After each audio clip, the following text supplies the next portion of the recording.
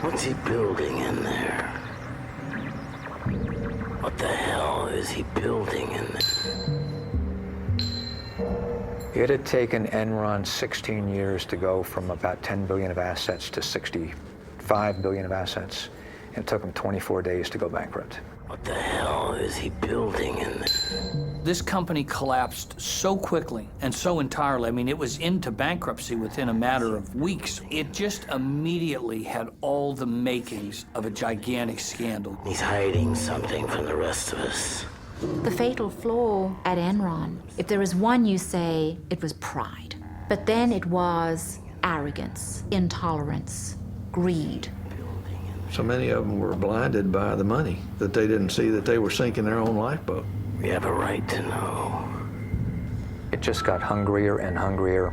Sooner or later, they were doomed to go off that cliff at 90 miles an hour. It's astounding that they got away with it for so long. In reality, Enron was a house of cards. What we didn't know is that the house of cards had been built over a pool of gasoline. It all sort of became smoke and mirrors. Committee will come to order. This is a case of America's largest corporate bankruptcy. The question here is what happened, who was responsible for it happening, and what can we do to prevent this sort of thing from happening again? I think the Enron story is so fascinating because people perceive it as a story that's about numbers, that it's somehow about all these complicated transactions. But in reality, it's a story about people, and it's really a human tragedy.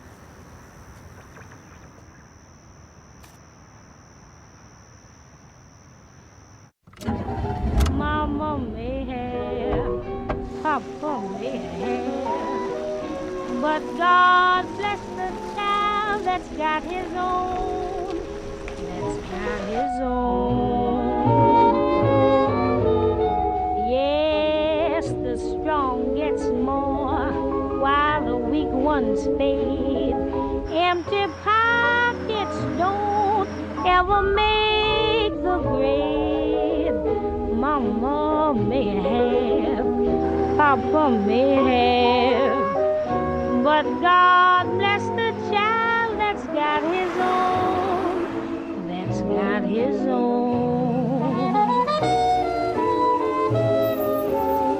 Money, you got lots of friends crowding round the door. When you're gone and spending ends. On this date at 2:23 a.m., Sugarland Police discovered John C. Baxter located inside his vehicle with an apparent gunshot wound to the head. At this time, there has been a suicide note located. Sort of, can you give us any indication whether this was related to Enron's bankruptcy? We do know that he was an Enron employee, but as far as any other indications of why he committed suicide, no, we do not.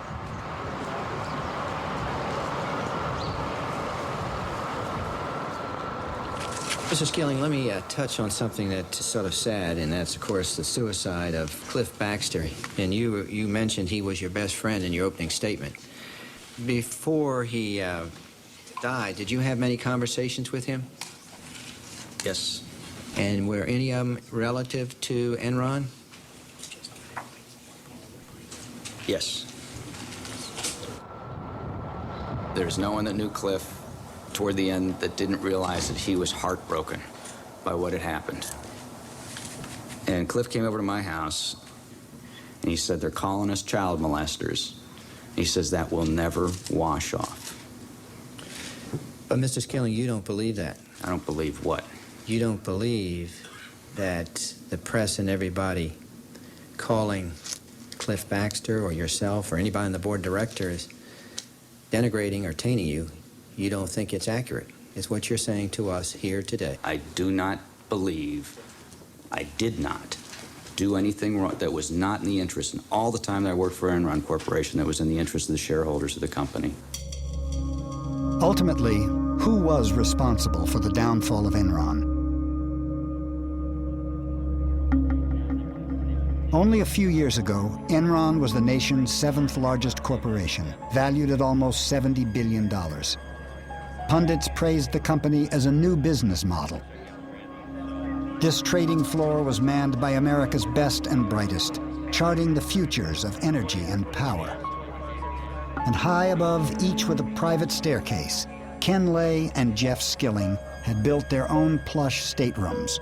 They were known as the smartest guys in the room, captains of a ship too powerful to ever go down.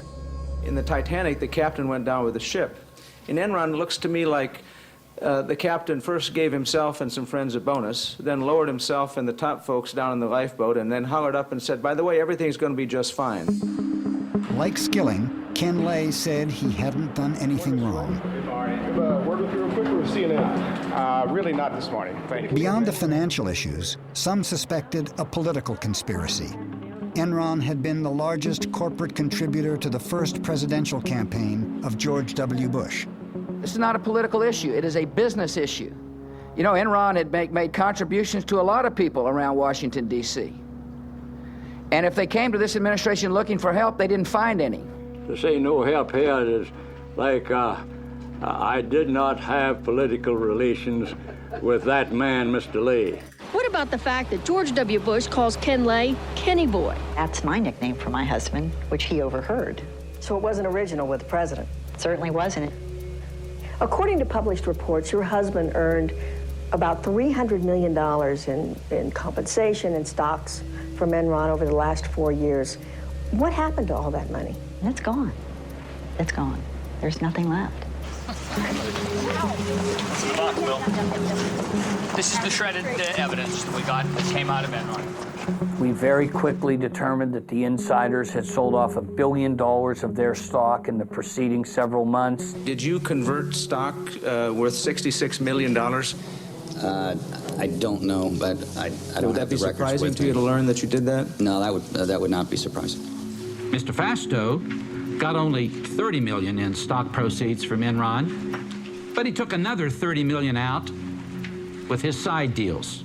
I think there was just an immediate sense of outrage at Lay and Skilling and Fastow when people realized how much they had profited and how completely artificial the appearance of this company had been. News of shredding at Enron raised more questions.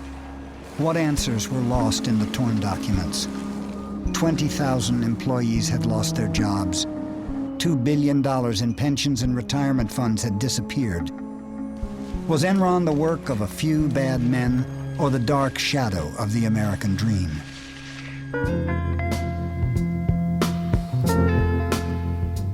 Lay comes to the story of Enron from very humble roots. My father was a Baptist minister, and he was ordained a Baptist minister while I was very young, probably 2, 3 years old. Ken Lay was a Baptist preacher's son in a family that had been poor all its life. And he, throughout his life, worked several jobs as a kid, and clearly had in mind that things could be better and wanted things to be better and had a huge ambition to make wealth for himself. He told a story later about sitting on a tractor dreaming about the world of business and how different it could be from the way things were for him and his family. Lay was a PhD in economics, and he became very early on a real apostle for deregulation. He was way ahead of the curve on this. He was thinking about energy markets that would be deregulated, and in particular, a natural gas industry that was shackled by regulation. And he pushed aggressively in Washington to change all of that. Who could ever reach me? Was the son of a preacher man. In Washington, Lay became part of a new crusade to liberate businessmen from the rules and regulations of government. Government is not the solution to our problem. Government is the problem. The societies which have achieved the most spectacular, broad-based economic progress in the shortest period of time are not the most tightly controlled, not necessarily the biggest in size, or the wealthiest in natural resources. No, what unites them all is their willingness to believe in the magic of the marketplace. That old black magic has me in its spell. The magic power of deregulation pushed Ken Lay to found Enron in 1985. Through a merger of vast networks of natural gas pipelines, Lay thought Enron would be poised to take advantage of the government's decision to let gas prices float with the currents of the market. Ken Lay had a view of deregulation from the standpoint of all the money that he thought could be made. Ken Lay wasn't alone. A couple of Texas oilmen shared his views on how to get government out of the energy business. I think they could sort of understand each other. It was, professional courtesy between a sidewinder and a timber rental snake. Lay was closer to the father, but while he was governor of Texas, George W. Bush was only too happy to make phone calls for Ken Lay. This absolutely has no precedent. This is by far and away the most important major relationship of a presidential family with a single corporation in American history. When Rich Kinder, one of Enron's executives, left the company, Lay arranged for a video Valentine. Rich, I've been asked to think of one thing I could say to you on your departure from Enron, and it'd be this. Don't leave Texas. Well, Rich, you have been fantastic to the Bush family.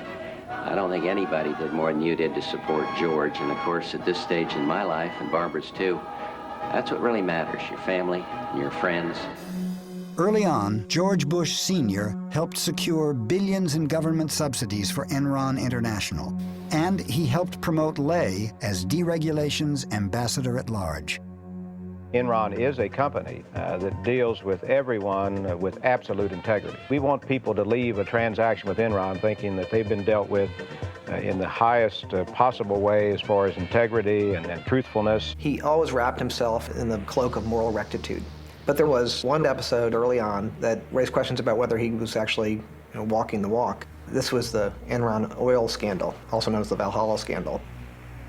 While you were at Arthur Andersen, were you involved in an investigation at a company called Enron Oil? Yes, I was. The issue with the company in 1987 involved the misappropriation of monies by two traders. In 1987, two oil traders made bets for Enron on whether the price of oil would rise or fall. Oil trading is like gambling. Sometimes you win, sometimes you lose. But Enron Oil always seemed to win, much to Ken Lay's delight. I tried to explain to Ken Lay the tremendous risk that you have in that market. You can lose 10 times your original investment. A veteran trader, Mike Muckleroy, was suspicious of Enron Oil's steady, high profits. Well, this oil trading business had profits that nobody could really understand, and in fact that many of Ken Lay's lieutenants questioned. They said this business can't be making this much money legitimately. Something weird is going on. Something weird was going on. The first hint came from an anonymous tip about the president of the company, Louis Bourget. Bourget had taken some $3+ million of corporate funds and put it in a personal account of his. There were offshore accounts, phony books, and a trail that led from the company's treasurer, Tom Mastroeni, to a mysterious Lebanese speculator no one could find, M. Yass. What name did you suspect that was? My ass, and M. Smart. I said, that's Maxwell Smart. I mean, these guys are playing games. Bourget and Mastroeni were summoned to Houston. First, they presented falsified bank records to Enron. Then they admitted they had diverted company profits to personal accounts. It was brought to the attention of the Enron board. Auditors were brought in as well to look at the whole thing. At the board meeting, the auditors told Lay that Bourget and his traders were manipulating earnings, destroying daily trading records, and probably gambling way beyond their limits. The next day, we found out that Lay's decision was basically changed nothing as far as the operation's concerned, and the reason he gave was that this was the only part of the combined company that was making any money, and that he could not, kill the golden goose. The traders weren't fired or even disciplined. Instead, Enron sent a telex to Bourget. Please keep making us millions. Instead of reducing Enron's risk, Lay encouraged his traders to gamble more. But then, their luck changed. 2 months later, I got this panic call that they had drawn down $90 million in the previous 5 days. And what we could do is just try to find out what kind of gorilla we had loose up there. Muckleroy hopped on the next plane to New York. He knew Mastroeni had another set of books, and he would do whatever it took to get them. I basically stood over Tom and I told him one of two things was going to happen. Either one of the trading partners that was crooked with Bourget, who was a German arms dealer, was going to kill him, or I was. I said, I'll track you down and find you no matter where you go, and sooner or later I'll get you. The next day, Mastroeni came in with the real books. The traders had gambled away all of Enron's reserves. By acting fast, McElroy bluffed the market and managed to save the company. After Valhalla, Ken Lay maintained that he had been shocked that the traders had gambled so recklessly, but Ken Lay had known all along about the risks that were taken. He had seen the reports warning him about the traders' behavior. Since the fall of Enron, Ken Lay has said he can't be responsible for things he didn't know about. Sounds like what he said about Valhalla. Do you believe that he didn't know? I can answer only for one. I can answer for Valhalla because Ken Lay did in fact know about this thing because I had told him myself. The auditors adamantly told Mr. Ken Lay that the two rogue traders should be fired. Lay read the report and he read his budget and estimated how much the two rogue executives made, and if they were fired, what he could lose. My conclusion was that this guy is a guy who puts earnings before scruples rather than reacting to the dishonesty right in front of him. Mastroeni received a suspended sentence. Bourget was convicted of fraud and spent 1 year in jail. With his biggest moneymaker now behind bars, Ken Lay had a problem. Who could he find to make money for Enron? Every year, every day, every week, you have to come up with new ideas. I'm going straight to the top. Whoa. Ken Lay saw in Jeff Skilling the guy who had the answer to what the future of the natural gas business was supposed to be. Ken Lay is also a guy who considers himself a visionary, and he liked other people he thought of as visionaries. He liked people with big ideas, and Jeff Skilling was a person with the biggest ideas of all. Jeff Skilling's biggest single idea was to find a new way to deliver energy. Rather than be bound by the physical flow of the pipeline, Enron would become a kind of stock market for natural gas. It was a magical new idea. Transform energy into financial instruments that could be traded like stocks and bonds. So that was the one good idea. In 1992, using that good idea, we became the largest buyer and seller of natural gas in North America. Jeff was like the prophet. He came in and said, there's a whole new world out there. Forget about this pipeline stuff, you know, the state pipeline in the ground and gas in and gas out. We can recreate this entire industry. An attorney from Vinson & Elkins, Amanda Martin was one of the first executives hired by Jeff Skilling and became part of his inner circle. The excitement was palpable. You cannot imagine how proud we all were to be there. And then, of course, we had a leader who imbued us with a sense of confidence that if we were smart, anything could be accomplished. And then the bottom line, we began to make money. And that in and of itself was a reaffirmation that this could be big. Skilling saw the opportunity to build an industry new and to start a business from scratch, but he had one specific condition that had to be met before he'd join Enron, and it was that he'd be allowed to use a certain kind of accounting known as mark-to-market. Arthur Andersen signed off and the SEC approved it. I remember walking in and going, what's going on? And Causey and everybody, I mean, everyone was so excited, and in came the champagne, and we'd got mark-to-market accounting treatment. And I often think about how clear my memory was about that event. And that was the beginning of a major cog in the downfall, ultimately, of Enron. Mark-to-market accounting allowed Enron to book potential future profits on the very day a deal was signed.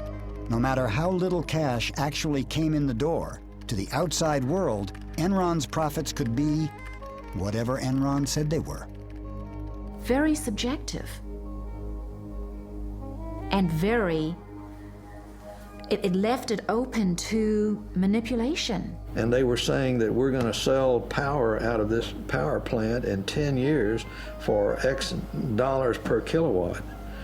And there was no way anybody could prove that they could do it. Well, hey, good Rich, morning. how are you? Finally, good great, to see you. Jeff. Yeah. Good Morning, to see you, Todd. Sit down. We've been working hard on this, and we've really pulled out all the stops. Look what we got. Origination. We did $20 million last year. We think we can do $120 million this year. Trading. We did $10 million last year. We think we can do 64 this year. This is the key. We're going to move from mark-to-market accounting to something I call HFV, hypothetical future value accounting. Whoa! If we do that, we can add a gazillion dollars to the bottom line. Whoa, Jeff! All right, that sounds fantastic. Oh, Jeff, thank you.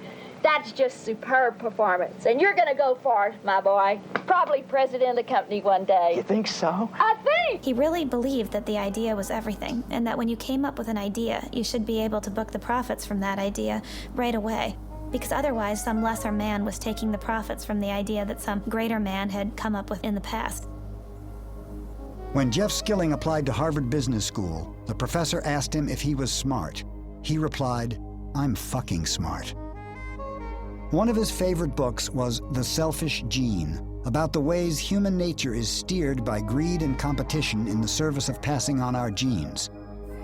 At Enron, Skilling wanted to set free the basic instincts of survival of the fittest. Jeff had a very Darwinian view of how the world worked. He was famous for saying once in Enron's early years that money was the only thing that motivated people. Skilling's notion of how the world should work really trickled down and affected everything about how Enron did business. He instituted a system known as the PRC, or Performance Review Committee. It required that people be graded from a 1 to a 5, and roughly 10% of people had to be a 5, and those people were supposed to be fired. Hence, this came to be known as rank and yank. I personally am convinced that the PRC process is the most important process that we conduct as a company. I've never heard of a company yet that would be successful terminating 15% of their people every year just to satisfy the fact that the other employees had to vote on them. And so when you're being evaluated by that group, you are getting direct communication from Ken and me about what the objectives of the company are and how you fit with those objectives. It was a brutal process. The ability for a 25-year-old to go in and to be reviewed and to be superior, and as a consequence, get a $5 million bonus. I don't think that's repeated in many places in corporate America. Our culture is a tough culture. It is a very, very aggressive culture. 8 million on new deals. At Enron, no one was more aggressive than the traders.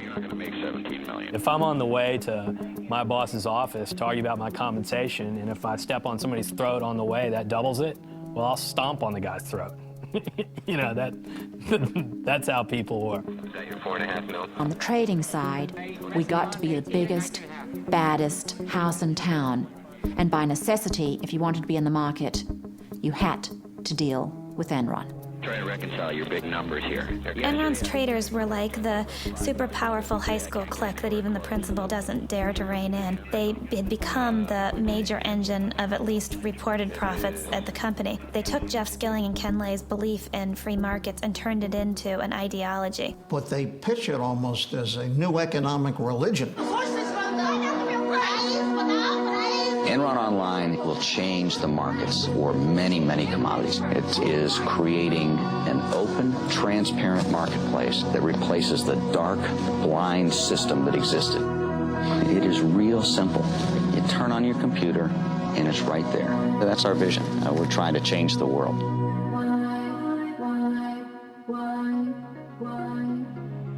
I think Jeff Skilling had a desperate need to believe that Enron was a success. I think he identified with Enron. He proclaimed at one point, "I am Enron." The other thing about people at Enron is a lot of them were former nerds, and including Jeff Skilling. He had been paunchy, he had big glasses, he losing his hair, and Jeff Skilling one day kind of woke up and decided to change himself. And he started working out, lost a lot of weight, but he really did remake himself through sheer will and force of personality. When Jeff got LASIK on his eyes, everybody at Enron got LASIK, so nobody was wearing glasses. I think Jeff Skilling is really a tragic figure in a classic sense of the word. He's a guy that people describe as incandescently brilliant, but he's also a guy who is radically different than he at times portrays himself. He's portrayed himself as somebody who has very tightly monitored risk. In reality, he's a gambler. He gambled away huge sums of money before he was 20 years old by making wild bets on the market. So Jeff Skilling, risk was glamorous. He was a huge risk taker. He actually talked about wanting to go on trips that were so perilous that someone could actually die. This manifests itself in trips that Jeff Skilling led for a small group of friends and customers. A core cadre of Enron guys used to go on these wild adventures. Andy Fasta would go, Ken Rice would go. The trips were legend. You know, we can sit and think about what strange insecurities they were trying to overcome, but it made them feel good as men. And they took a particularly memorable trip to the Baja, 1,200 miles in very rugged terrain in Mexico. This is a trip where people crash bikes. Ken Rice was on the trip and he busted a lip and required a bunch of stitches. People broke bones. One guy flipped a Jeep and almost got killed. Those sorts of stories at Enron became legend, and it fed the whole macho culture of the place.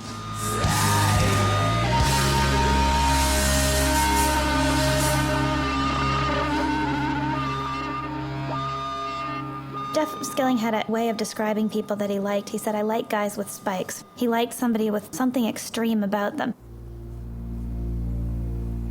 Ken Rice was one of the men with spikes, was the salesman of the group.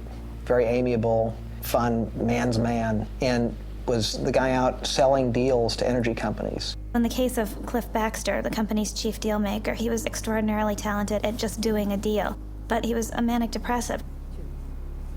Baxter was a very bright guy, very blunt, would tell Skilling whatever he thought, was closest to Skilling personally than anyone else at the company.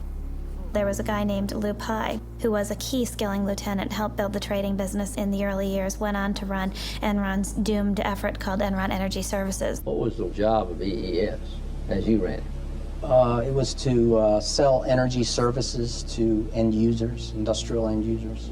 Lou Pye is the guy that Skilling tapped to run the EES business because this was so important to the company and to Skilling's future. He called Lou Pye my ICBM. And Lou Pye dispatched his enemies with incredible skill. And if that meant leaving bodies behind him, Skilling was certainly fine about that. Not feeling anything. Lou Pye was kind of a mysterious figure. He's kind of like the invisible CEO. For a while, he was located on the 7th floor, and there was this long office, and it was all glass and closed, and you would walk by there, and it was just almost all the time it was empty. Details didn't interest Lou Pye. Only two things seemed to motivate Pye: money and a peculiar fascination with strippers. For Pye, it was all about the numbers. 1, 2, 3, 4. 1, 2, 3, 4, 5, 6, 1. He was there every night after work, and he usually brought some of the traders along with him. He spent quite a lot of money there as well, much of it charged to the Enron expense accounts. There were rumors that he brought strippers up to the trading floor. Almost everyone knew the story. The story is that because he's kind of a mild, soft-spoken, almost meek individual, that maybe the strippers didn't even believe he was the CEO. So he took him up to his office, and I guess they put on a little show for him there. 1, 2, 3, 4, 5. One night he was at a club, and one of the guys said, Lou, all the rest of us are single. We don't have any problem, but how do you keep your wife from smelling the stripper's perfume on you? And Lou said, oh, I've got a secret. So I stop in at a gas station on the way home, and I spill a little gasoline on myself, and it kills the scent. So the other guy shot back and said, but Lou, doesn't your wife then think you're fucking the gas station attendant? In the context of Lou Pye, everyone was horrified. The pall fell over the table because Lou Pye was not a man to trifle with. 2 days later, the guy who told the joke, as Enron legend has it, was dispatched to Calgary, Canada. Lou Pye lost all interest in running EES as soon as the numbers got high enough. I netted approximately $100 million. But I don't know if that number's accurate, plus or minus 20 million. And he actually left Enron with more money than anybody, $250 million, because he sold all his stock in Enron after he got a divorce from his wife in order to marry his stripper girlfriend who had had his child. His exit from Enron was as mysterious as his presence there. Just sort of one day, we all learned that Lou Pye was no longer the CEO of EES. Though Lou Pye flew away from Enron with $250 million, the divisions he left behind lost a total of nearly $1 billion. But Enron managed to disguise that fact. Lou Pye became the second largest landowner in Colorado. It was the number. It was always making those numbers and looking, you know, it was, to me, the real mythology is high school mythology, that, you know, you wanted to be the most popular guy on Wall Street and you were going to do whatever you had to do to stay there. And Jeff understood those rules better than I think anyone else.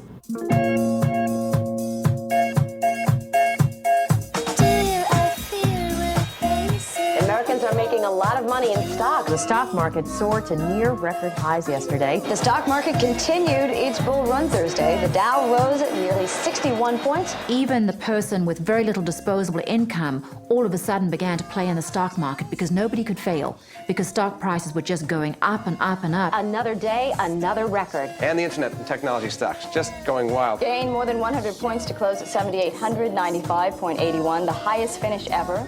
It was a time where we had the biggest bull market in the history of the world. Ken Lay was right there acting as a cheerleader. Obviously, our stock has been doing very well. I think there's a fairly good chance we could see this stock price double again over the next year to 18 months.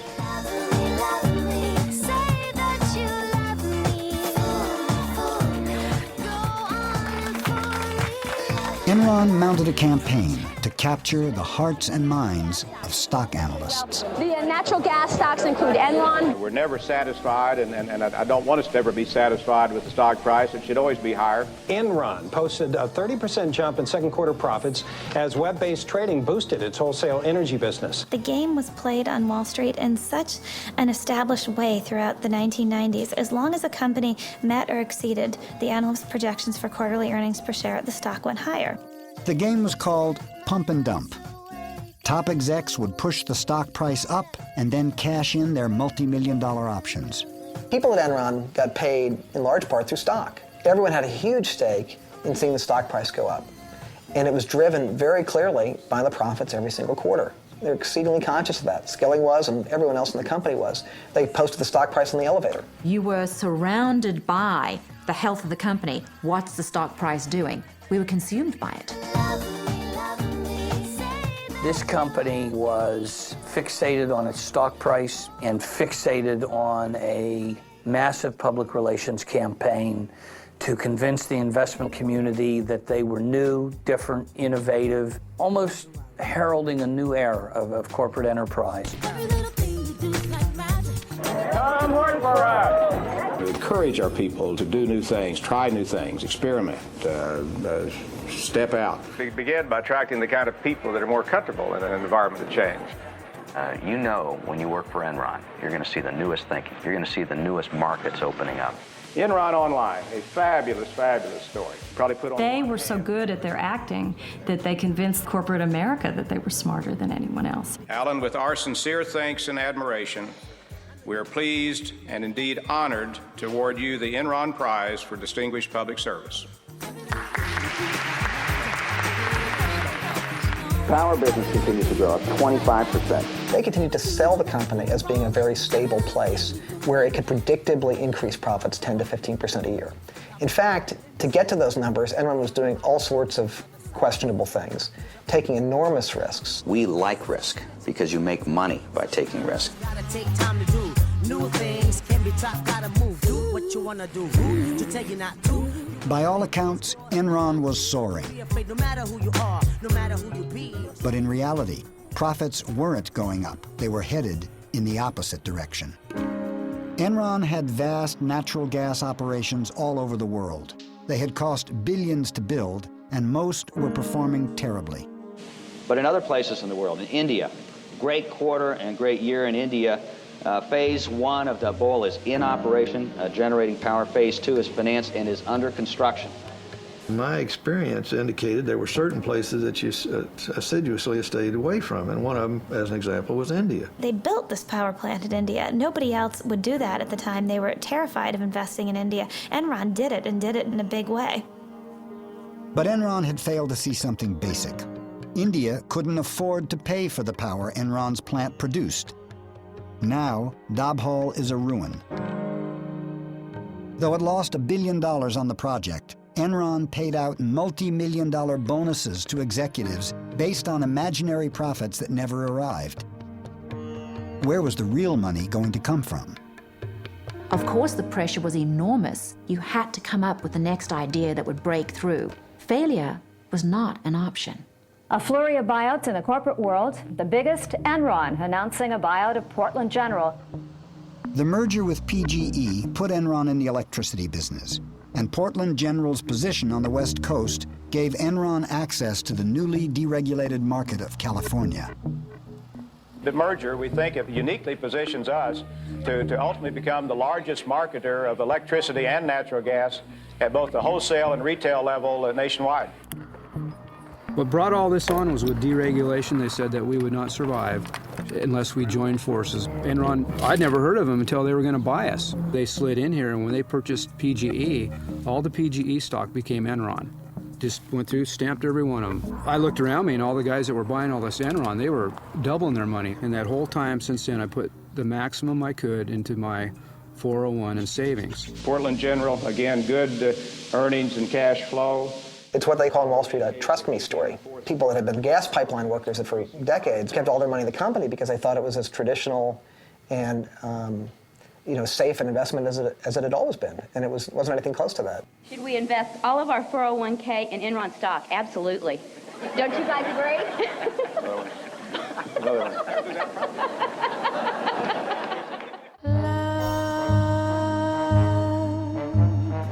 For sale. Is a big winner today. One of the things that fascinated me was that almost all of the Wall Street analysts who covered Enron had buy ratings or strong buy ratings on the company's stock. Why were the analysts blinded to the company's deceit?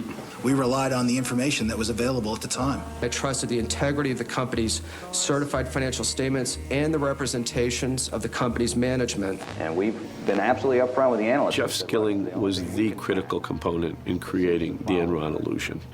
Time and time again, when we had a question to the sell-side analysts that they couldn't answer, the response was, I'll give Jeff a call. I'll run this by Jeff.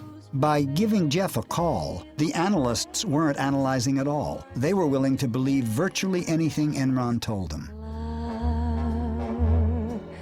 For sale. Most of the analysts right now have a target price on us from $100 to $115 a share. Any analyst who didn't buy the company line became an enemy of Enron.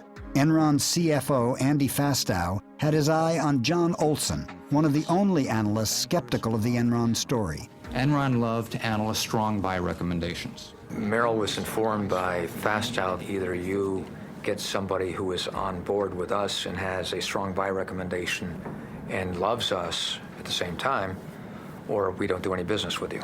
I knew that my days were numbered. This is an abuse. Merrill Lynch fired John Olson. Soon after, Fastow rewarded the bank with 2 investment banking jobs worth $50 million. Analysts were routinely getting large bonuses from the investment banking departments to bring in investment banking deals. Once that happens, never was heard a discouraging word. While Enron's stock kept rising, its businesses kept losing money. Looking at the soaring stocks of the dot-coms, Skilling decided to take Enron into cyberspace. We're now in the process of seeing if we can create a bandwidth trading market. Enron is using its knowledge of trading gas to barter other forms of energy, even space on the information superhighway called bandwidth. Ken Rice has worked at Enron for 20 years. Enron has found a way to stay ahead of the curve. From 7 p.m. to 7 a.m., we're paying for bandwidth that we are not using. Why? One of our themes around here is to always be asking why. Why something's done a certain way or why it's not done a different way. There's our market. Why can't we sell the bandwidth to other companies? Make it a commodity, like a pork belly.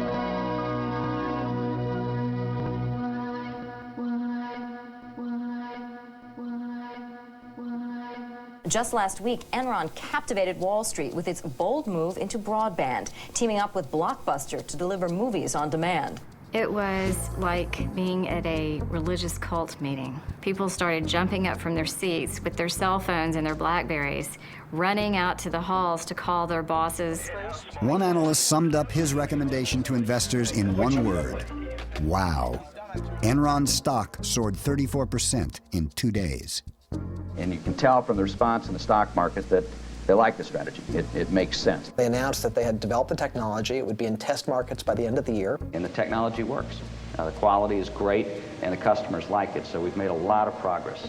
The truth was that Enron was just struggling with the technology for video on demand. The technology didn't work, and the deal with Blockbuster soon collapsed.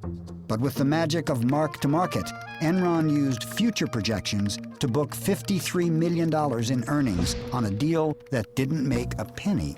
By the end of the year 2000, Enron was running out of ways to make the broadband business look successful. They'd tried every trick in the bag to try to create the illusion of a business where there was none, and the people who were working there were getting increasingly desperate. The executives started selling their stock.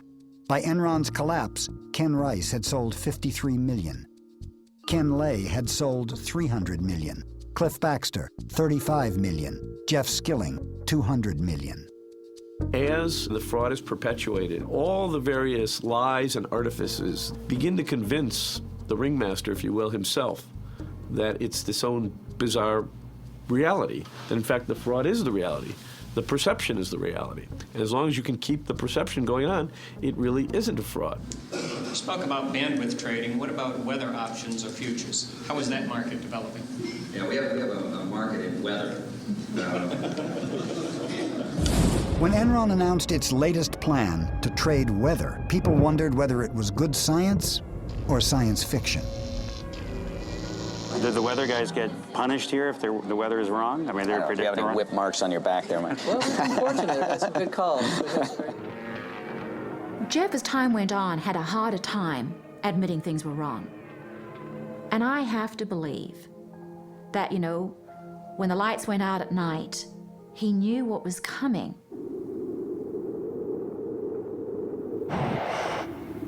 I would liken it to the Titanic when you've got a captain who's saying maintain full speed and they bump into a couple of icebergs and then they still keep full speed going. And the captain of this ship, Enron, he ignored all the warning signs, and there were plenty of them. And the captain of the ship was? Kenneth Lay.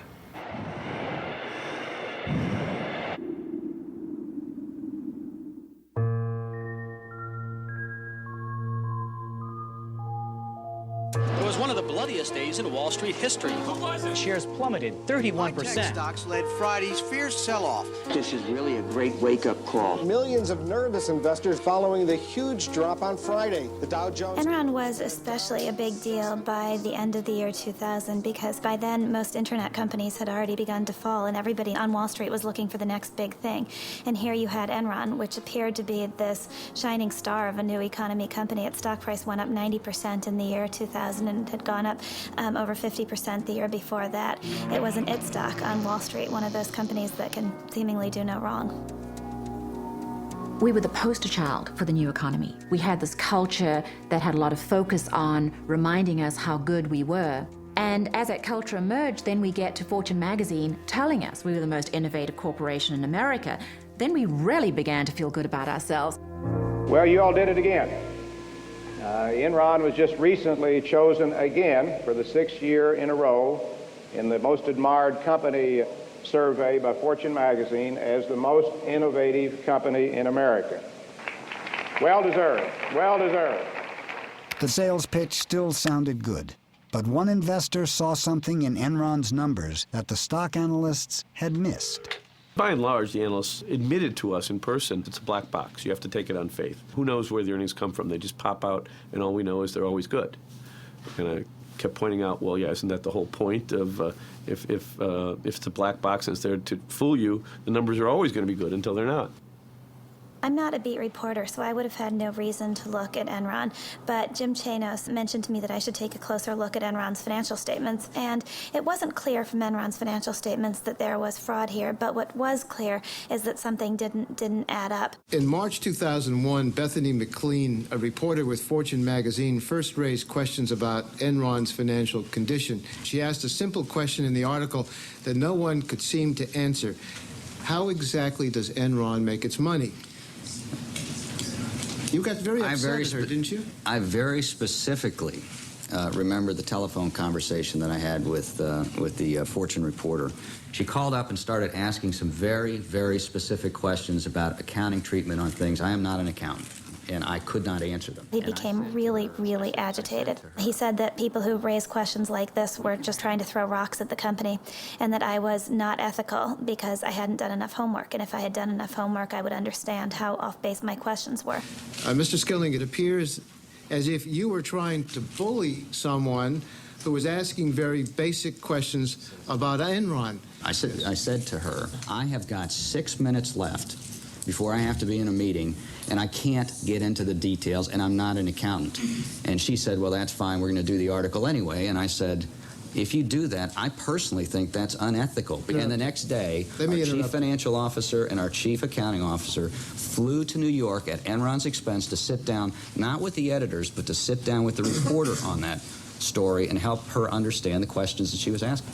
And the next day, we sat in this small, dark, windowless conference room for about 3 hours going through the various aspects of the company's business. And I'll never forget this. When the interview was over, the other two executives packed up their things and had left the room. And Andy Fastow turned around and looked at my editor and me and said, I don't care what you write about the company, just don't make me look bad. And Fastow had good reasons for not wanting to look bad. There were these partnerships that were run by Andy Fastow that were doing business with Enron, and these were disclosed in the company's financial statements, but I didn't mention them in the story I wrote because I thought, well, the accountants and the board of directors have said that this is okay, so I must be crazy to think there's anything wrong with this. The story I ran was actually pretty meek. The title was, Is Enron Overpriced? But in the end, I couldn't prove that it was anything more than an overvalued stock, and I was probably too naive to suspect that it was anything more than that. And was her article critical? Yes, it was. Fortune magazine article that's out, the headline is Enron stock overvalued? The gist of the article is that Enron is sort of a black box, which, sorry, it's true. I mean, it's just difficult for us to show people the specifics of how money flows through, particularly the wholesale business. The entire reason that this analysis was done by Fortune magazine is because Business Week had a favorable article about Enron the week before. And there's this competition that the news magazines have, where if one says something good, the other one has to come and find something bad. So I think that was kind of the genesis of it. So the criticism, I think, is kind of ridiculous. When Bethany McLean at Fortune started analyzing cash flows, and she had this wonderful article saying, take a look at first quarter, second quarter, third quarter, and end of year cash flows. There's a reason she didn't invest in Enron, because the financials didn't make sense. But you have to be willing to say that the emperor doesn't have any clothes, and this emperor was pretty powerful. We are going to unveil this morning a new corporate vision. Okay, you ready? 1, 2, 3. How's this? It's really hard to know when Enron first crossed the line into outright fraud, but there isn't any doubt about who the guy was who led them there. It was a protege of Jeff Skilling's by the name of Andy Fastow.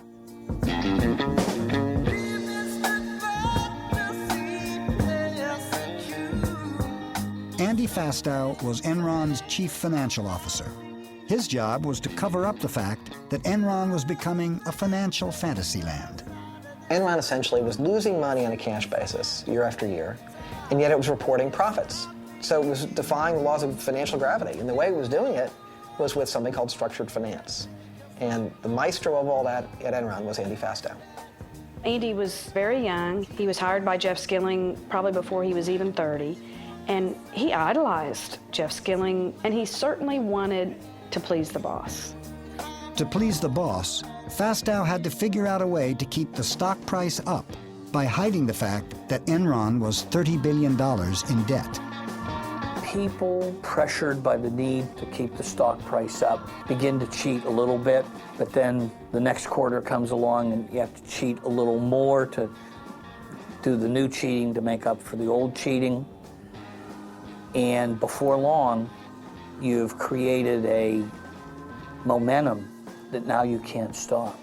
Fastow created hundreds of special companies to perform a magic trick, prop up Enron's stock by making its debt disappear. To outside investors, it looked like cash was coming in the door, In fact, Enron was just stashing its debt in Fastow's companies where investors couldn't see it. It was black magic.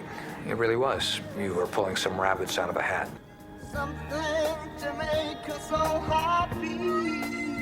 They could bury debt, they could bury losses. Many of the companies had exotic names: Jedi, Chuko, Raptors. LJM was Fastow's most ambitious creation. It would work magic for Enron, and it would allow Fastow to conjure $45 million for himself. Andy, in many ways, was someone we all knew didn't have a strong moral compass. It's almost like Jeff Skilling said, okay, we're hitting some troubled times. Let's set up Andy so we can fill the earnings holes when we need to, knowing that Andy would probably skim a little bit off each transaction for himself. There's a body heat kind of angle to this, you know, where Skilling is Kathleen Turner and Andy is William Hurt. You know, in the end, he got suckered into helping all the executives meet their earnings. What I wish, in retrospect, I wish I'd never heard of LJM. Is it your contention that you knew of it and it was appropriate? Arthur Anderson and our lawyers had taken a very hard look at this structure, and they believed it was appropriate. But if the theory is that Fastow went rogue somewhere deep in the jungles of Enron and was the sole agent of the apocalypse, I just don't buy it. Skilling, Lay, and the Enron board had signed off on Fastow's LJM funds. They saw the benefits of letting Fastow do deals with himself. It is in Enron's best interest because Enron needs the capital, number one. In a secret videotape that surfaced after the bankruptcy, Fastow can be seen selling LJM to a group of Merrill Lynch bankers. He pitches them on the benefits of investing in a fund that only buys assets from Enron. Remember, I'm not selling the assets to myself. They own the assets, they're selling them to LJM too. Fastow knew what kind of deal he was offering was Enron's CFO. He could guarantee profits for LJM. Yeah, I think this is an extraordinary opportunity. He has a sort of Cheshire cat grin on his face as he talks about all the ways that the fund is going to profit, and he talks about the informational advantages that he's going to have in his dual role as Enron's CFO and as the head of these funds. Special arrangement. There is never any question that I will be on both sides of the transaction. I will always be on the LJM side of the transaction. He was general partner of LJM while at the same time being CFO of Enron. Now that's a whole nother ball of wax when you want to talk about that conflict of interest, because no human being should be put in a situation where every single transaction they decide whether they're looking after Enron's best interests or their limited partners, because this LJM partnership existed solely to do business with Enron. As you would expect, Andy as chief financial officer of Enron is heavily banked, so to speak. And as a result, there are 5 or 6 of the name brand banks who have stepped up and said they'll commit to this. Commit they did, and why not? Fastow was letting them gamble with Enron's chips. Fastow was using Enron stock as collateral for a lot of these things. They were betting their own company on the transactions. With a prospect of returns that would exceed 2,000%, 96 individual bankers invested in LJM, and America's major banks put up as much as $25 million each. It's sort of a who's who of Wall Street. J.P. Morgan Chase, CS First Boston, Citibank, Merrill Lynch, Deutsche Bank. These are some of the premier investment banks in the world. It's hard for us to poke holes in this. Good. It's just amazing how skilled Enron and Andy Fastow were at working Wall Street, playing on Wall Street's greed in order to get money out of them. To quote Lenin, they were the investment bankers' useful idiots.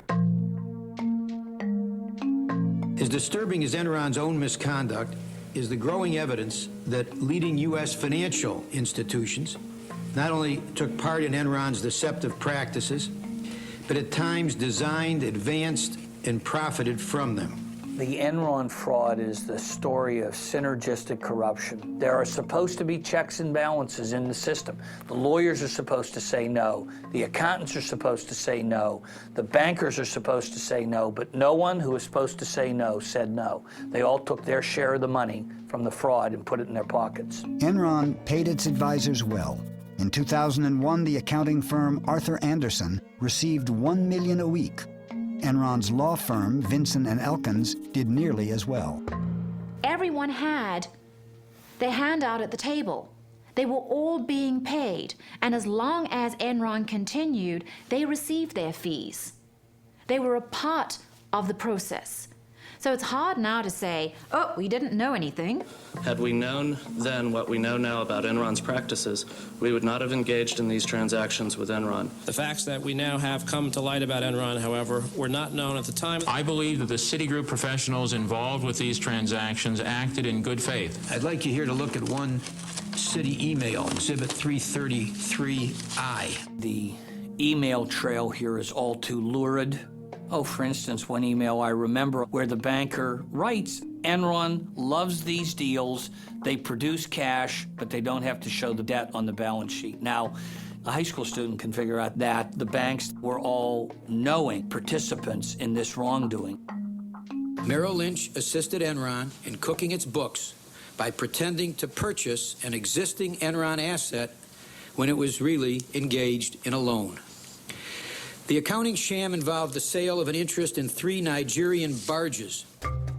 Nigeria is a long way from Manhattan, yet for some reason toward the end of the fourth quarter in 1999, Merrill Lynch suddenly decided to buy 3 Nigerian power barges from Enron. Nigerian power barges have nothing to do with Merrill Lynch's business. It was a blatantly illegal transaction. It was just taking the barges, getting them off Enron's books, having Merrill Lynch, if you will, warehouse them for 5 months, and then buying them back. Mr. Martin, you've testified here today that there was no guarantee, and you said that under oath. Here's a document saying that the head of your whole division here was going to confirm that understanding. Over the year 2001, Skilling became increasingly despondent. He'd always been a moody guy, but people who knew him said he became just increasingly volatile, show up for work unshaven, looking blurry-eyed. And I think it was the battle of holding these two totally disjointed thoughts in his mind at the same time. One is Enron, a superstar company, and the other of feeling like it was all crumbling away. The first cracks in Skilling's public image appeared in a conference call with analysts in April 2001. And then Jeff Skilling took questions. And about midway through the session, there was a questioner who was sort of aggressively wondering out loud why it was that Enron, as a financial services company in effect, could not release a balance sheet with its earnings statement like most financial institutions do. You're the only financial institution that can't produce a balance sheet or a cash flow statement with their earnings. Well, thank you very much. We appreciate it. Appreciate it. Asshole. And then quite audibly, you could hear Skilling say, asshole. And then he said, asshole. As I understand, you call him an asshole. And this just caused unbelievable amounts of consternation all across Wall Street because people thought a Fortune 500 CEO losing it like this, publicly calling an investor an asshole. If I could go back and redo things, I would not now have used the term that I used. Mark Palmer, Enron's chief PR guy, even ran a note up to Skilling telling him to apologize, and he just took the piece of paper and tucked it under the pile of papers on his desk, and afterwards, Enron's traders, who had erupted in cheers when Skilling called this guy an asshole, made him a sign. There was a play off Enron's motto, Ask Why, and the sign said, Ask Why, asshole. My personal feeling was that Jeff looked at the numbers, and he knew that we were in a massive hole. It was the only time, but I saw him truly, truly worried about keeping the stock price up. And he just kept saying to me, I don't know what the hell I'm going to do. The broadband business was in complete meltdown. And there were all sorts of other problems that Jeff Skilling, as the company's chief operating officer, was wrestling with. In the middle of all of this, Ken Lay walks into Jeff Skilling's office holding up fabric swatches for the new G5 $45 million corporate jet he wanted to buy. And he said to Jeff, asked him a very important question, which of these cabin configurations do you like best, Jeff? While Ken Lay was stressing over the corporate jet, EES was headed for a crash landing. Facing $500 million in losses, Lou Pye's top lieutenant Tom White wondered how EES could show a profit by the end of the quarter. One of the things that was always a strange occurrence at Enron was for weeks before a quarterly report, we would be under the impression that we weren't going to make our numbers. But then somehow, miraculously, we always made the numbers and then some. But then a question was asked to Tom White, how is it that we made the numbers? And his answer was one word, California.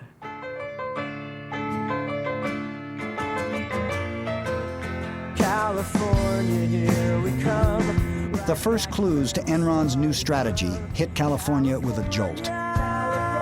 It started at noon, rolling across the state. Sacramento, San Francisco, Beverly Hills, Long Beach, San Diego.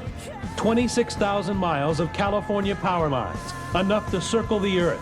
But for the second day in a row, not enough electricity for America's largest state and the world's sixth largest economy. The first thing we heard about this energy crisis is, well, our lights are going to go off in the middle of winter when we're using half the electricity we normally use during the summer. The Bay Area got hit by not one, but two rolling blackouts. We only need 28,000 to 30,000 megawatts in December. We have an installed capacity in California at the time of 45,000 megawatts. Plenty of power to meet our electric demand. Of course, we had blackouts in December.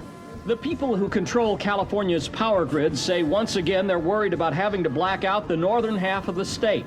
When the rolling blackouts started in California, there was definitely a lot of excitement in the air. It was something new. It was something that hadn't been encountered before. It was, how is this event going to affect the price of power? Controlled rotating outages are being implemented. I knew that there was illegality going on. I could feel it, I could smell it, I could sense it, and there was no other explanation. Because the numbers just didn't add up. We had enough power in California. It was never about lack of supply. When I ran for governor in 1998, not one human being asked me about electricity. This thing kind of came out of the woods as far as I was concerned, and I was trying in the early days to learn what was happening, how we could fix the problem. California was selected by Enron as the prime place to experiment with this new concept of deregulated electricity. Reducing electricity costs is only one benefit from choice and competition. In 1996, under pressure from energy companies, Governor Pete Wilson and the California legislature passed a bill allowing for the deregulation of electricity. I wasn't in the legislature in 1996, but I can tell you that there isn't a legislator alive that can tell you with any sophistication how a deregulated electricity market ought to work. Not a one. California's deregulated system was a bizarre compromise between legislators and free market advocates. The rules were complicated and hard to follow. Inside Enron, California's system was little more than a joke. And once in place, Enron made sure that the joke would be on California. And I remember the conversation I'd had with Ken. At the end of it, he says, well, Dave, old buddy, let me just tell you, it doesn't matter really to us what kooky rules you Californians put in place. I got a bunch of really smart people down there who figure out how to make money anyhow. One of the smartest guys at Enron was Tim Belden, who ran the West Coast trading desk. Tim Belden was a fervent believer in the idea of free markets, and as such, he spent hours poring over the new rules for the deregulation of California's energy industry, looking for loopholes that Enron could exploit to make money. He found plenty. After the bankruptcy, a confidential memo surfaced revealing the names of Belden's strategies to game the California market. Wheel Out, Get Shorty, Fat Boy. Recently, audio tapes of the Enron traders were discovered. What do you want to call this project? I have a catchy name for that. How about, something friendly like Death Star?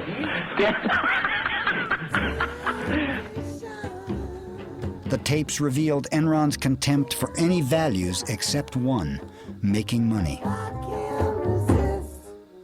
Hey, John, it's Tim. The regulatory is all in a big concern about is we're wheeling power out of California. He just steals money from California to the tune of $1 million. Can you rephrase that? Okay. He arbitrages the California market to the tune of $1 million or two a day.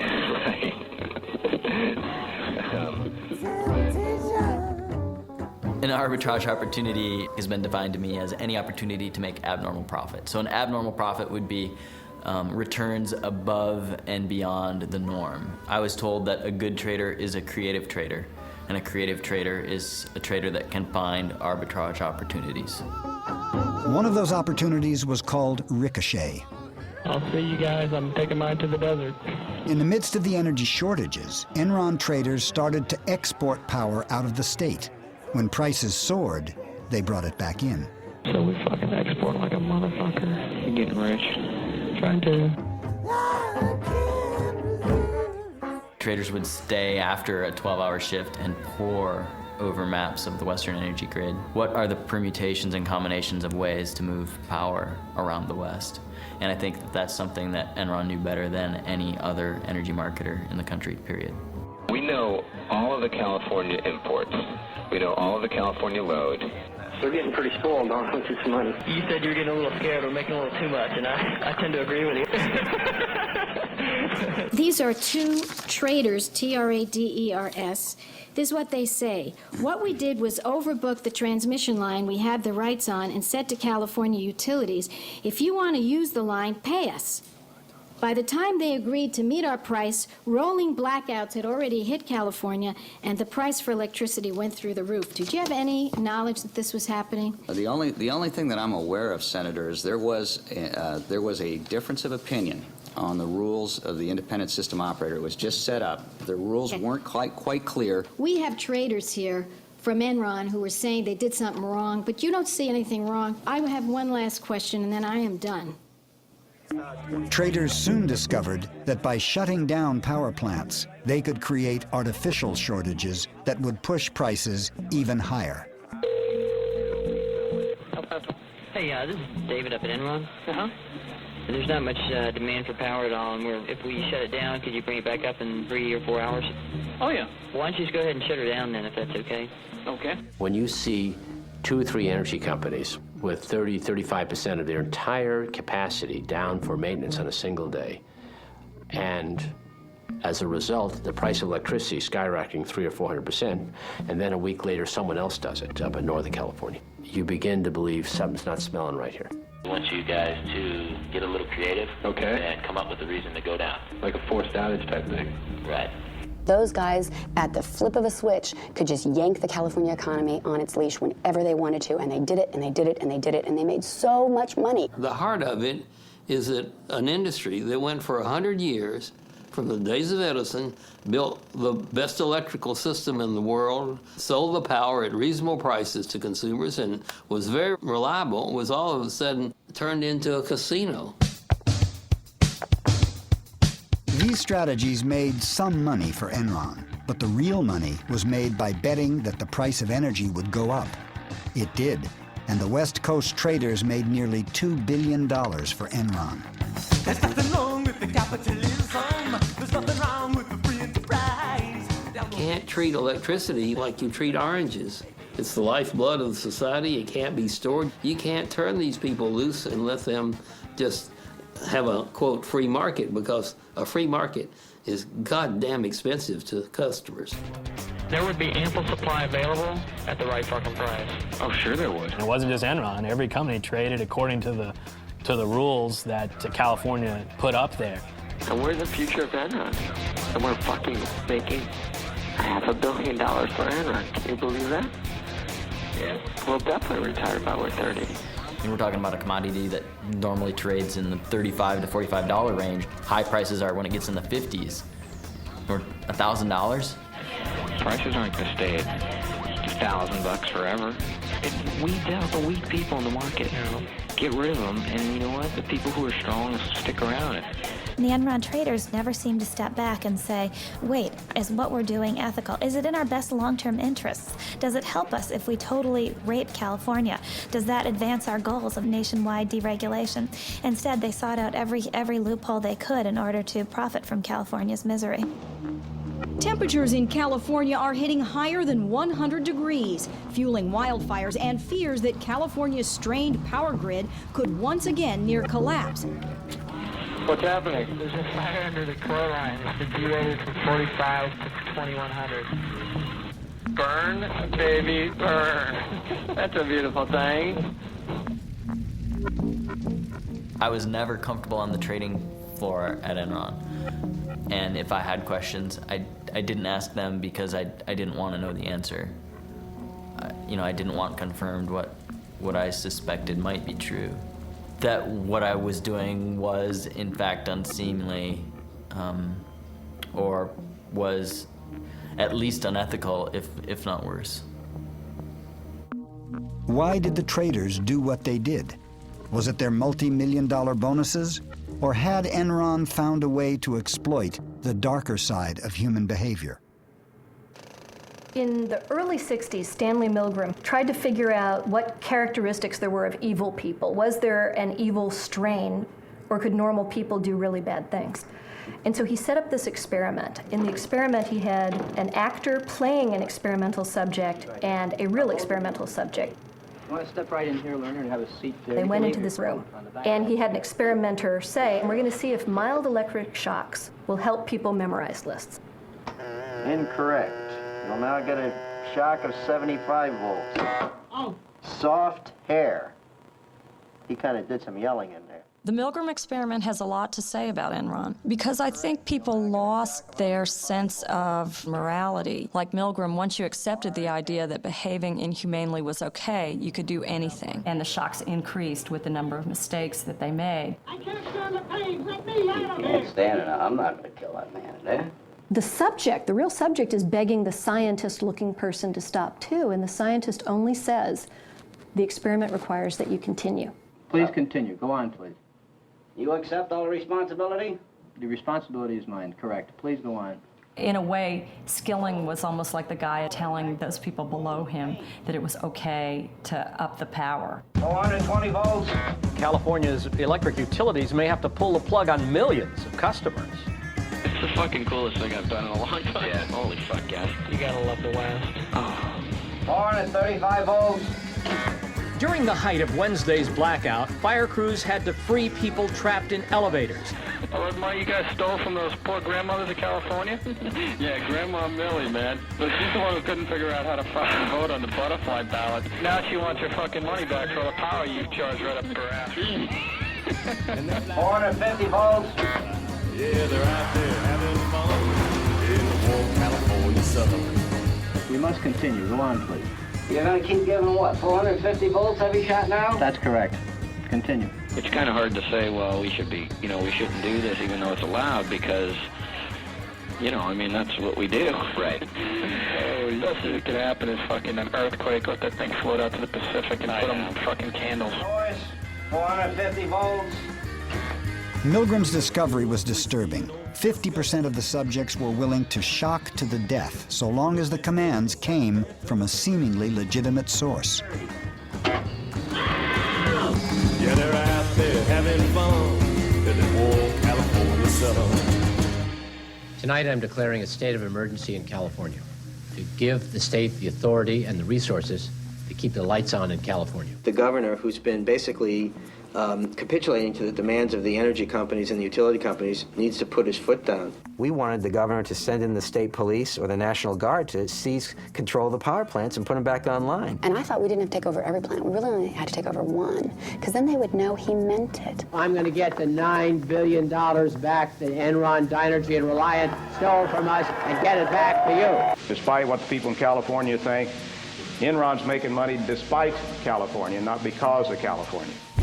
The year-long energy crisis would cost the state of California $30 billion. The markets in California are the most regulated markets in North America today.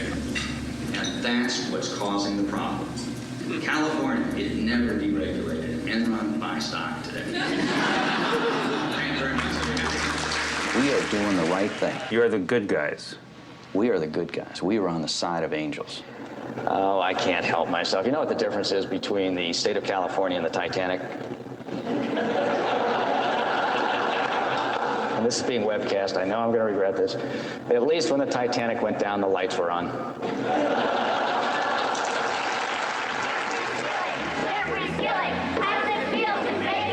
A top executive at one of America's biggest power companies received a raucous welcome in San Francisco tonight. Protesters heckled Enron CEO Jeffrey Skilling outside and inside during his appearance at the Commonwealth Club. One of the protesters even brought a blueberry pie and delivered it herself. $132 million is what he made.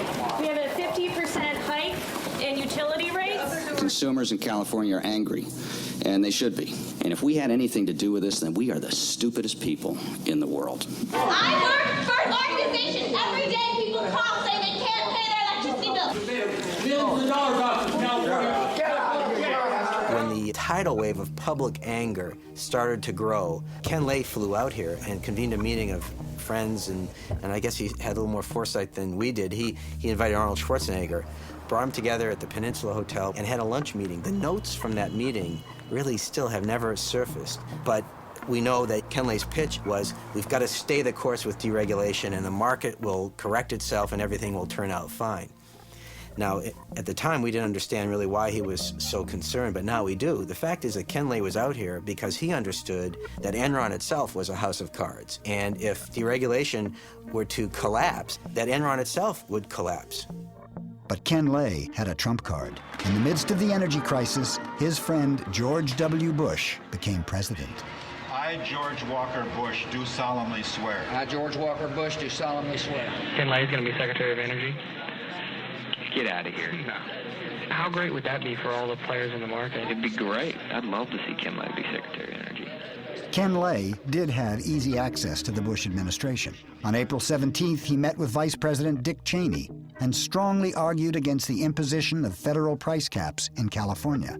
We're doing everything we can to help in California on a short-term basis. There's not a lot you can do. You can't manufacture kilowatts in the West Wing of the White House. We're fighting with both hands tied behind our back. We no longer have the power to stop this. If the federal government doesn't help us, we're a dead duck. At the time, Gray Davis was a likely candidate to run for president. Ken Lay knew that might give his friend George Bush a political reason to oppose California's appeals for federal price controls. They know full well my administration's belief that price controls will not solve the problem. His view was that the federal government really shouldn't get involved. This is California's problem. And I'm saying, with all due respect, Mr. President, our law said the federal government regulates this. So it is your problem. And you make appointments to the Federal Energy Regulatory Commission. So we had a polite but spirited discussion on that, and he says, I just can't be of help to you on that. As I said from the very beginning of my administration, we'll work to help California in any way we can. And the best way we can is to be good citizens. FERC, the federal agency which regulates energy in America, refused to intervene.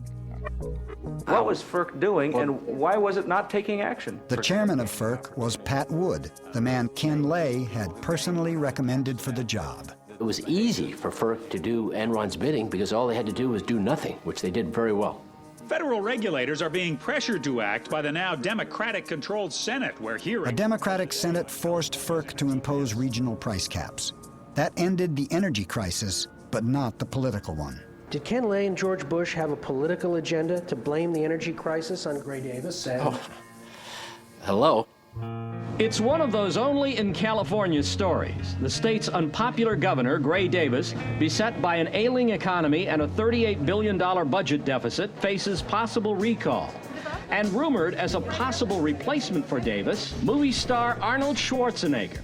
The Terminator? We'll see whether he's back or not. Gray Davis has terminated opportunities, and now it's time we terminate Gray Davis.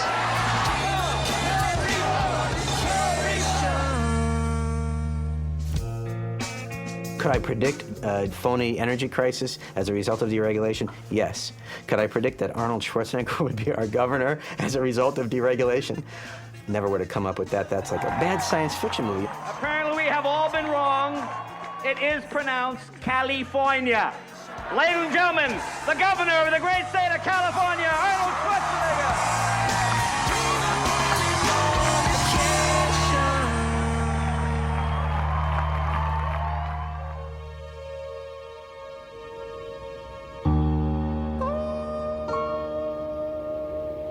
We could just hear rumbles all the way up and down Main Street here and all throughout the city that things were very difficult at Enron. One guy who a year before had come to me and said, I'm working for Enron, I was very excited, but within a year was waking up every night with nightmares. I've got no life left, and I feel like I'm being consumed by this company. As doubts began to surface about the company and the erratic behavior of its CEO, Enron's stock began to fall. I remember one of the most poignant meetings I'd ever had with Jeff. I had left Enron, and I had come over to talk about whether or not I would return to Enron. I said, Jeff, you've got a real problem. The traders, they will cut your throat if they think it will get them to the trough sooner. Jeff was silent. And he looked out the window, and he looked back at me and he said, "Yeah, Amanda, you're most likely right." By the end, the traders ran Enron. You know, the inmates had taken over the asylum. All through the summer, the stock continued to decline. There was a buzz that a major announcement was going to take place, but we all thought that Ken Lay was leaving Enron and that he had been asked by the Bush administration to join his administration. But that wasn't the case at all. It was Jeff Skilling announcing that he was stepping down as a CEO, and that took everyone by surprise. No one could believe that. CEOs generally don't just resign out of the blue without a well-orchestrated PR campaign beforehand to pave the way so there's no disruption, there's no questions, there's no front-page stories, which of course is exactly what happened. It was at that point that I knew the architect of the disaster knows that it's crumbling and the rat is leaving the sinking ship. 2 days later, I met with him and Ken Lay, as I had informed the company that I was going to downgrade the stock on Skilling's resignation. I asked Jeff Skilling, are there any more shoes to drop? Have we seen the worst of it? And I was concerned about the energy crisis that was occurring in California. Well, Skilling convinced me that it was for personal reasons. I left his meeting feeling sort of emotional because of the concern that he seemed to be showing about the relationship he had with his family. He appeared to be distraught.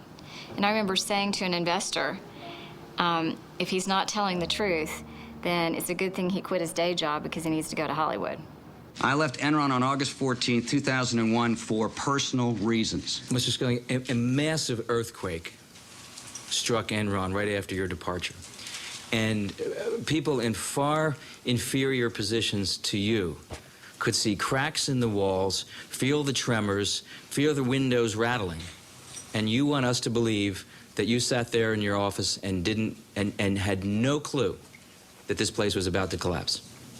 On the day I left, on August 14th, 2001, I believe the company was in strong financial condition. I think he was smart enough, and he didn't even have to be that smart. He had seen documents that I think predicted the future. I think he was smart enough to think, I can get out now, and this company isn't going to collapse for a year, maybe a year and a half, so I won't get the blame. It was working fine when I left, guys.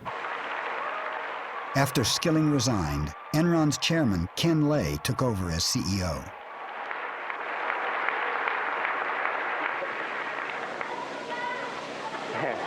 Boy, I didn't expect that. But thank you. Thank you very much. Well, I'm delighted to be back. I'm sorry Jeff did resign. It was a stunning announcement that he was stepping down as the CEO. And I think the flags started going up at that point for everybody. We are facing a number of challenges, but we're managing them. Indeed, I think the worst of that's behind us, and the business is doing great. We're not the only stock that's decreased in value this year. It's just that we've been hit a little harder than many others. If a few of these other problems disappear, like California, like India, I think the worst is over, and I'm excited. August 14th, 2001, Jeff Skilling abruptly resigns. And that made me angry. It made loads of employees angry. I mean, there was a real sense of betrayal by the employees. I mean, this was, you know, Jim Jones feeding us the Kool-Aid and then deciding not to drink it himself. The day after Skilling resigned, Sharon Watkins sent a letter to Ken Lay.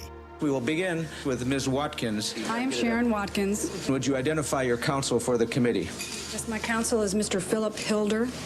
When you hear the story for the first time, it's unbelievable. What Sharon was telling me was more than accounting irregularities as such. I mean, it was a massive fraud of enormous proportions. In mid to late June of 2001, upon the resignation of Cliff Baxter, I went to work directly for Mr. Fastow. It has evolved to the corporate crime of the century. I was highly alarmed by the information I was receiving. What Sharon Watkins discovered began the unraveling of Fastow's complex partnerships. Andy put me in charge of this asset listing, and there were about a dozen assets that had been hedged with one of Andy's entities, the Raptors. And so I was working with a spreadsheet, and the math just didn't add up. It didn't make sense to me. I mean, accounting doesn't get that creative. I couldn't believe that Arthur Andersen had signed off on it. I couldn't believe that so many people were going along. Behind Fastow's partnerships were enormous guarantees of Enron's stock. Fastow had gambled Enron's future on the hope that its stock would never fall. My first reaction was that I should warn Kinley.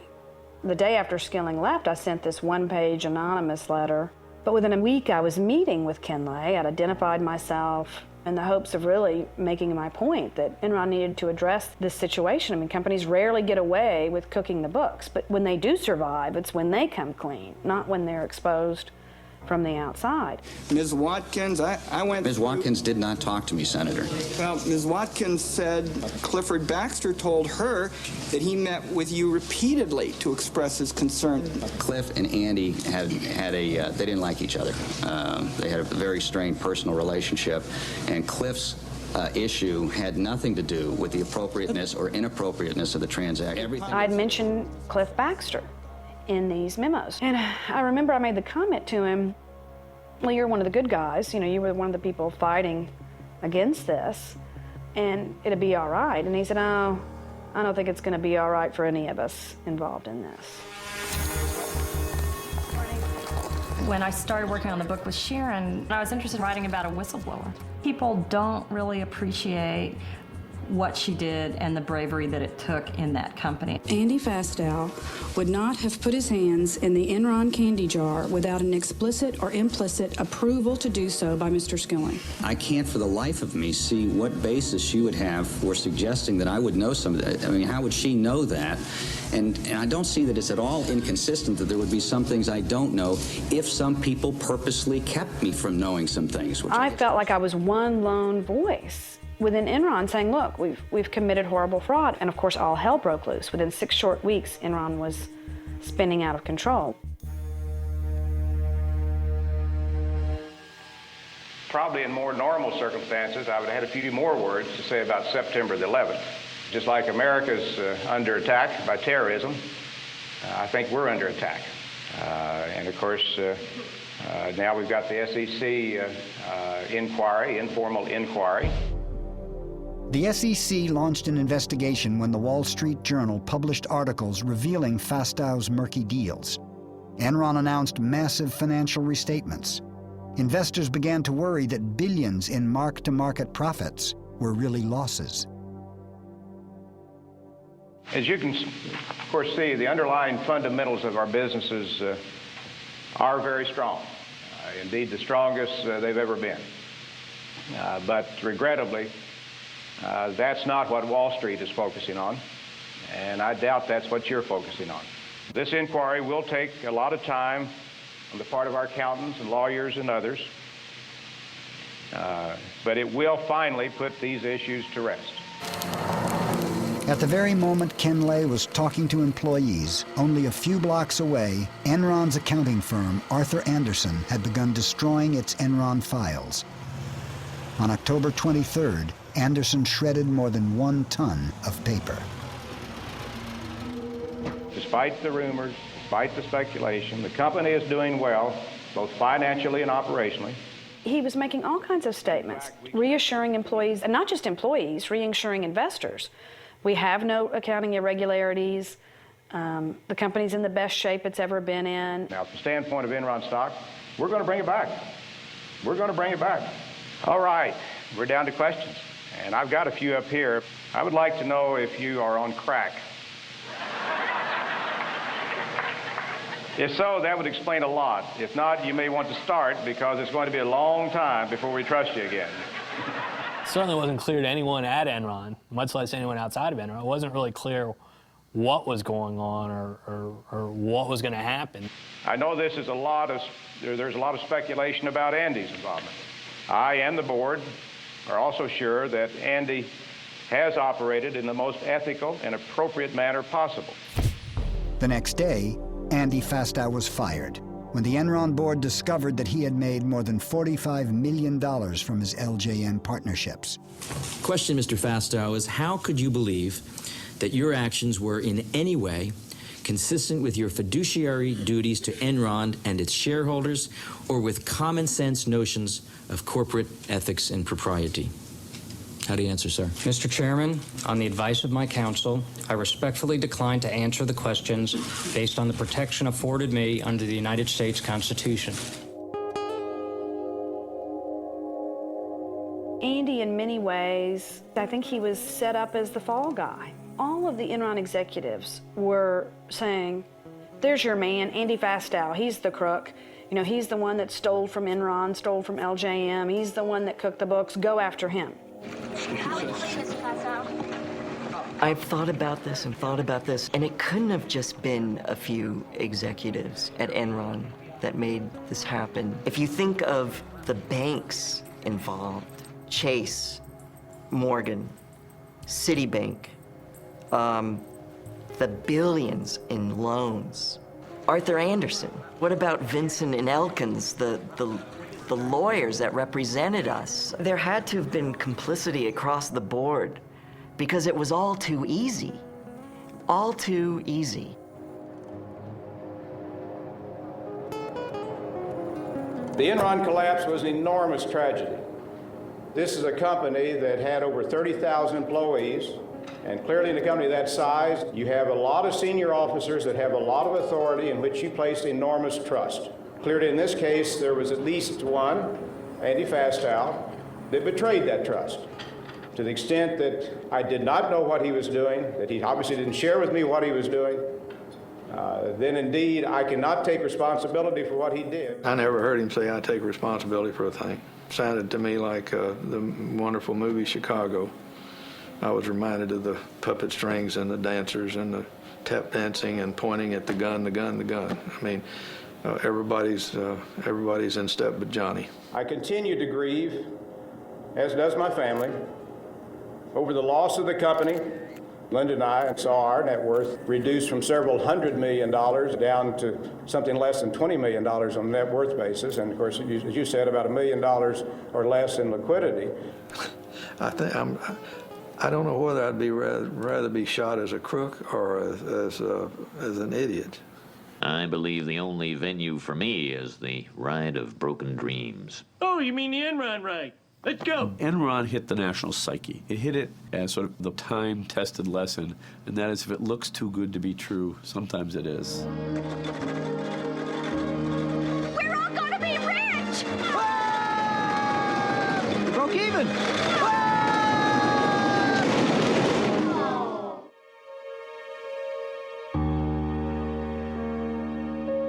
It is my belief that Enron's failure was due to a classic run on the bank.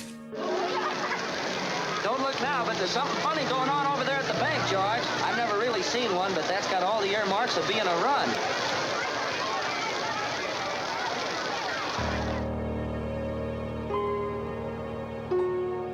On December 2nd, 2001, less than 4 months after Skilling's resignation, Enron declared bankruptcy. I remember it was just a strange kind of a surreal day. We learned around 9:30 about the bankruptcy and that we were all being let go.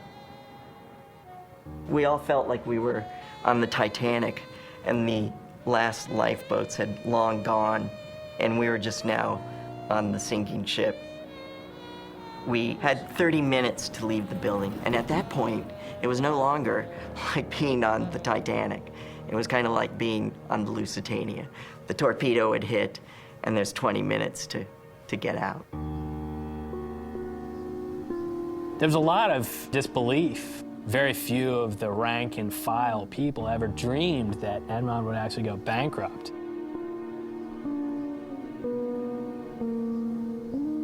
And then all of a sudden it was like a ghost town.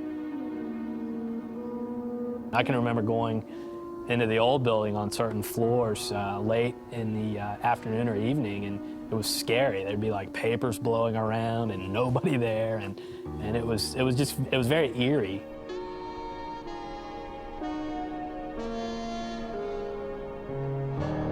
Mr. Skilling, your opening statement was extremely compassionate to the employees. And I want to show you a tape, and I believe we have it ready to go. Listen to this. Should we invest all of our 401k in Enron stock? Absolutely. Don't you guys agree? Why is it that you had begun unloading your stock pretty heavily before that date, and yet led the employees to think they should keep buying stock? Mrs. Senator, I have been a major shareholder in Enron Corporation, and you can take the videotape to mean what you want it to mean. I was a supporter of Enron Corporation. You know what happened to those people. They lost everything. I feel terrible about what happened to the employees. Well, at one time, things were really rosy for us, and we all had some really nice-looking 401ks and pensions, and it peaked, and then it just started going down, and went lower and lower and lower. The peak, I had about $348,000, and I sold it all for $1,200. Was what I got for it when it was done. While Enron's stock was plummeting, the retirement accounts of Enron's rank-and-file workers were frozen. We were frozen out of our accounts. It was right about $32, I believe. And over that time, from when it was frozen to when it opened up, I think it went down to 9. And we could not access it. And what came out later that was so bad was the fact that Ken Lay and Skilling and all the top people were moving their money then. But we couldn't. The insiders had sold off $1 billion of their stock. Compare that to the lineman who worked for a state-owned utility company for most of his life, put away money each month, and what's he have to show at the end of the day for his years of hard and decent labor? He gets a big goose egg. And Pi is out in Hawaii somewhere with $350 million in the bank. That's wrong.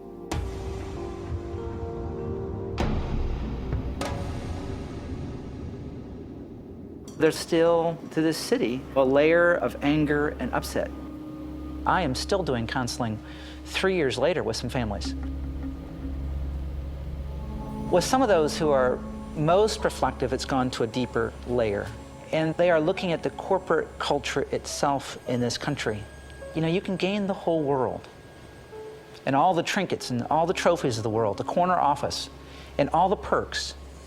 And you really can lose your soul in the midst of this. On January 25, 2002, 7 weeks after the Enron bankruptcy, Cliff Baxter committed suicide. With the media hounding him because he was mentioned in my memos, and the fact that he had been sued civilly because he'd cashed in for about $30 million worth of stock, I guess it all came crashing down on him.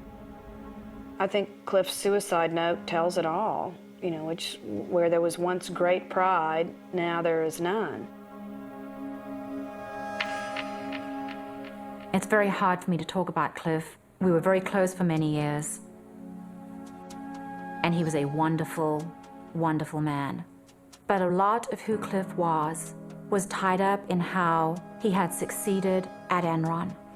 It is hard to look at your life's work and say, it's failed. But you have to take a long, cold look at yourself and say, who was I? Who did I become? And realize that you may have seen your shadow. Andy Fastow pled guilty to conspiracy to commit wire fraud. He agreed to forfeit $23 million in assets. His sentence was reduced to 10 years in exchange for testifying against other Enron executives. Why Enron? Why not WorldCom or Tyco or Global Crossings? Ultimately, in Enron, the fatal flaw was the sense that brains and wiliness could outthink the way that the system eventually will work. In 2004, Jeff Skilling was indicted for insider trading and conspiracy to defraud investors. Pleading innocent, he paid his attorneys a retainer of $23 million to defend him. Enron should not be viewed as an aberration, something that can't happen anywhere else, because it's all about the rationalization that you're not doing anything wrong. We've involved Arthur Andersen, we've involved the lawyers, the bankers know what we're doing. There's a sense, the diffusion of responsibility. Everyone was on the bandwagon, and it can happen again.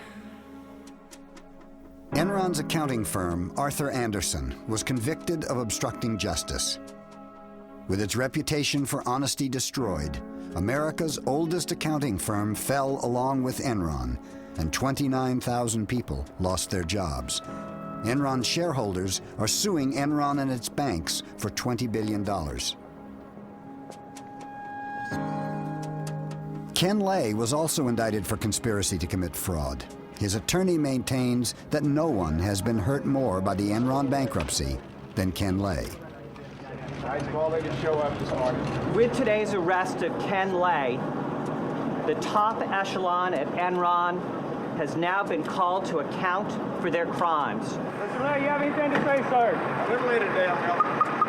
Looking at Enron is like looking at the flip side of so much possibility, because like most things that end terribly, it didn't start out that way. It started with a lot of people who thought they were changing the world, and over time they became victims of their own hubris, victims of their own greed, and so it's like taking so much promise and possibility and looking at it in a mirror and seeing the flip side reflected back at you.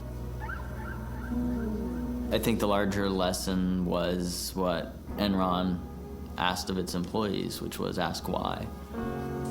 And, you know, I didn't ask myself why enough. I didn't ask managers why enough. I didn't ask my colleagues why enough.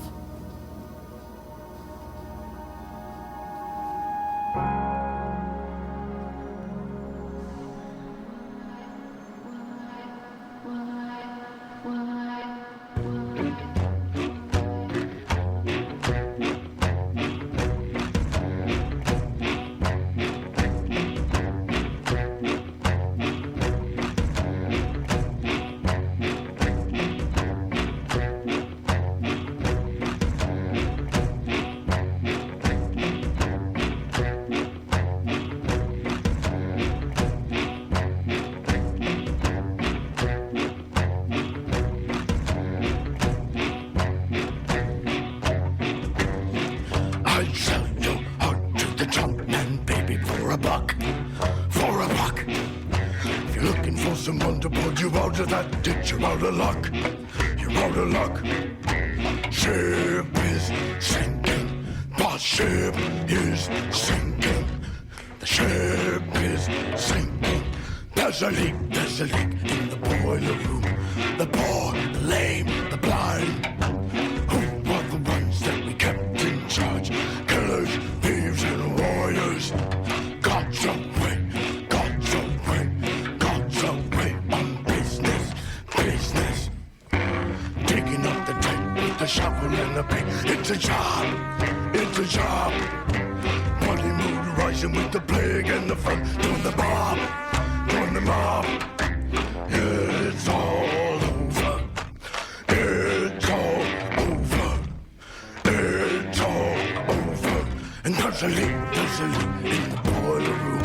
The poor, the lame, the blind. Killers, thieves, and lawyers.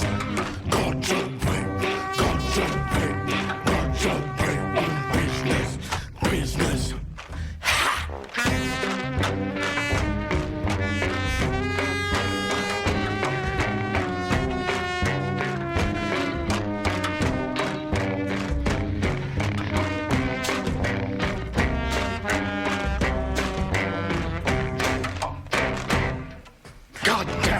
Always such a big temptation to be good, to be good. There's always free cheddar in a mousetrap, baby. It's a deal, it's a deal. God's away, God's away, God's away on business, business. God's away, God's away, God's away on business, business. I narrow my eyes like a coin slot, baby. Let her ring. Let her ring. God's away, God's away, God's away on business. God's away,